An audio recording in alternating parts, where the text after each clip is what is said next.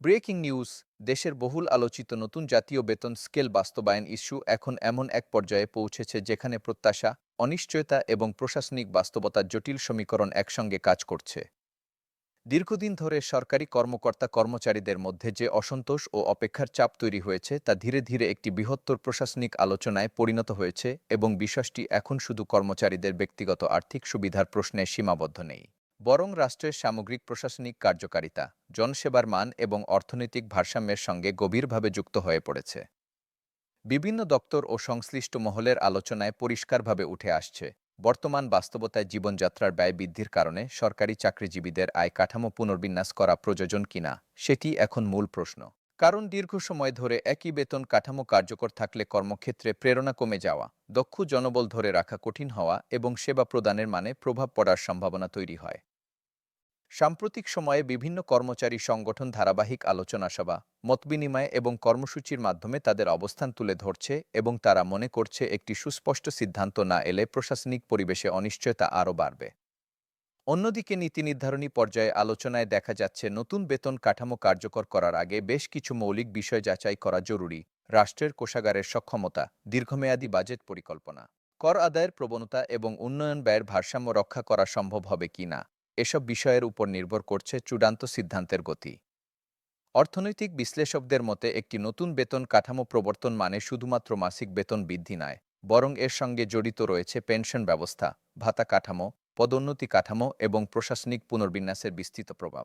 তাই এটি একটি বহুস্তরীয় কারিগরি প্রক্রিয়া যেখানে তাড়াহুড়ো করলে দীর্ঘমেয়াদে আর্থিক চাপ তৈরি হতে পারে।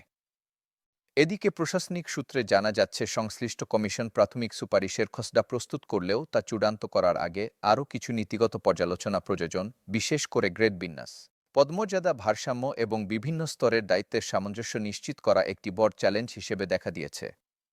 কমিশনের ভেতরে একাধিক বৈঠকে ধাপে ধাপে বাস্তবায়ন পদ্ধতি নিয়ে আলোচনা হয়েছে বলে জানা গেছে, যেখানে সম্ভাব্য বিকল্প হিসেবে পর্যায়ক্রমিক প্রযোগ, সীমিত আকারে শুরু এবং অর্থনৈতিক পরিস্থিতি বিবেচনায় সম্প্রসারণ এই ধরনের পরিকল্পনা নিয়ে ভাবা হচ্ছে। সরকারি চাকরিজীবীদের প্রতিনিধিরা বলছেন দীর্ঘদিন ধরে সিদ্ধান্ত ঝুলে থাকার কারণে কর্মপরিবেশে মানসিক চাপ তৈরি হয়েছে এবং তা সরাসরি কাজের গতিতে প্রভাব ফেলছে।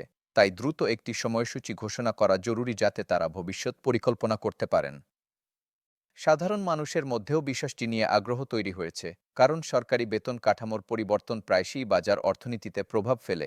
ক্রয় ক্ষমতা বাড়লে বাজারে চাহিদা বাড়তে পারে, আবার একই সঙ্গে মূল্যস্ফীতির উপর চাপও সৃষ্টি হতে পারে। অর্থনীতিবিদরা মনে করছেন সঠিক পরিকল্পনার মাধ্যমে এটি অর্থনীতির জন্য ইতিবাচক প্রণোদনা হতে পারে, বিশেষ করে ভোগবয় বৃদ্ধি পেলে ব্যবসা ও উৎপাদন খাতে গতি আসতে পারে। তবে রাজস্ব সংগ্রহ ও ব্যয় নিয়ন্ত্রণ সমন্বিতভাবে পরিচালিত না হলে বাজেট ভারসাম্যে চ্যালেঞ্জ তৈরি হবে।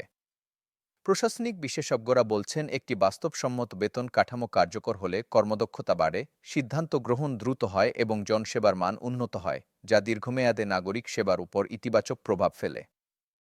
বর্তমানে সবচেয়ে গুরুত্বপূর্ণ বিষয় হয়ে দাঁড়িয়েছে সিদ্ধান্তের সময় এবং পদ্ধতি। একযোগে বাস্তবায়ন নাকি ধাপে ধাপে প্রযোগ, এই প্রশ্নের উত্তরই নির্ধারণ করবে প্রশাসনিক স্থিতিশীলতার ভবিষ্যৎ।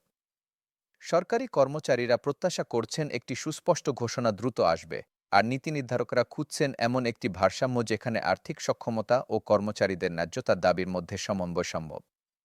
এই জটিল সমীকরণের মধ্যেই এখন দেশের নজর কেন্দ্রীভূত, কবে আসবে চূড়ান্ত সিদ্ধান্ত এবং কিভাবে তা বাস্তবায়িত হবে। নতুন জাতীয় বেতন স্কেল কেবল একটি অর্থনৈতিক সিদ্ধান্ত নয়, এটি প্রশাসনিক সংস্কার, জনসেবা মান এবং অর্থনৈতিক প্রবাহ সবকিছুর উপর প্রভাব ফেলতে পারে এমন একটি নীতিগত পদক্ষেপ। তাই পরবর্তী ঘোষণায় নির্ধারণ করবে সামনে প্রশাসনিক পরিবেশ কতটা স্থিতিশীল হবে এবং কর্মচারীদের দীর্ঘ প্রতীক্ষার অবসান কত দ্রুত ঘটবে। আমরা এই গুরুত্বপূর্ণ ইস্যুর প্রতিটি অগ্রগতি পর্যবেক্ষণ করছি এবং সামনে যে সিদ্ধান্তই আসুক তা দেশের প্রশাসন ও অর্থনীতিতে তাৎপর্যপূর্ণ প্রভাব ফেলবে। পরবর্তী প্রতিবেদনে তুলে ধরা হবে আরও বিশেষ বিশ্লেষণ ও আপডেট।